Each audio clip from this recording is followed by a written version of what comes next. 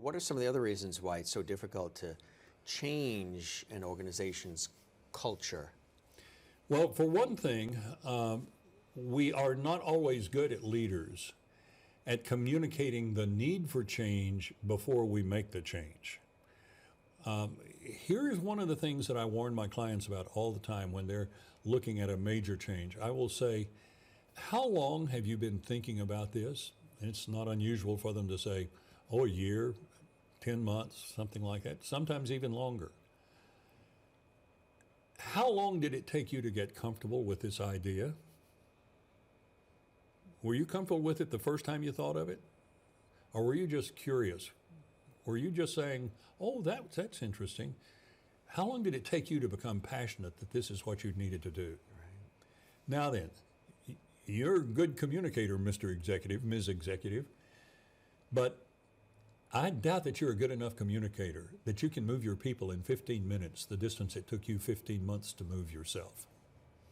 You follow it? Yeah. That's a mistake. We don't allow for the fact that people first have to understand the change. Right.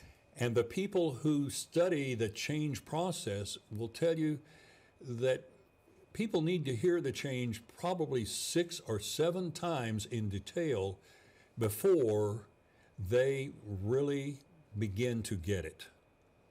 And the reason is, you start talking to me about the change, and I listen until you come to a point that I'm going to have to change this if that happens.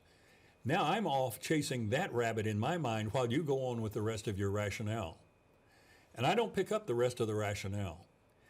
The next time you go through it, I don't have to worry about this. I've worked out how I'm going to do that. So I can listen a bit further. And then I hit something else. Oh, wait a minute. This is going to take me off here.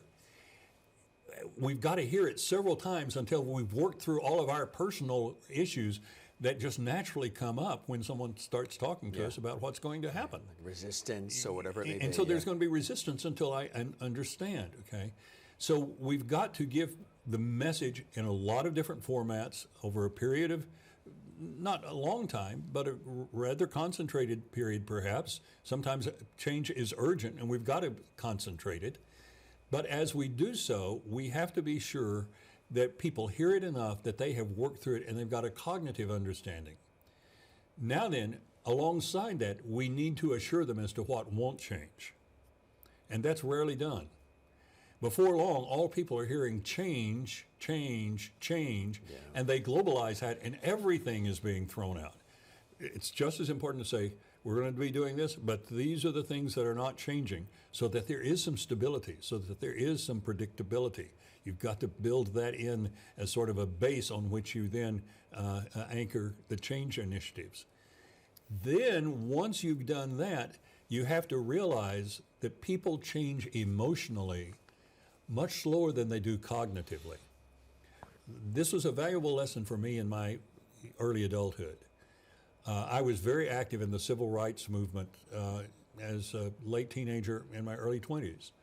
I ran for student body president on a campaign to force the administration to integrate an all-white community college, okay?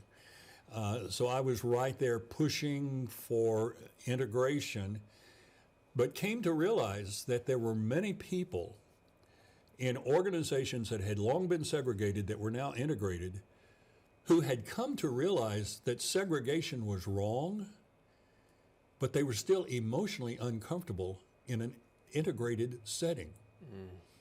And they knew that was wrong, and they were trying to outgrow it, but their emotions had not had time to catch up with their cognitive understanding.